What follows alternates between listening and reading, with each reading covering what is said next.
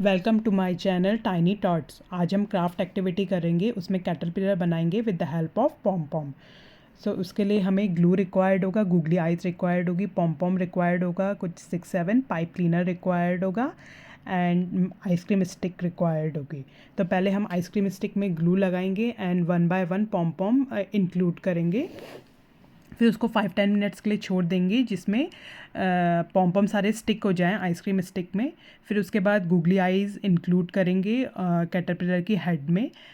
उसके बाद हम पाइप क्लीनर को कट करेंगे और उसको ट्विस्ट करेंगे ऊपर की साइड से। फिर कैटरपिलर के हेड में हम इसको पाइप क्लीनर को लगा देंगे। So if you like this craft activity, please like, share and subscribe. Thank you.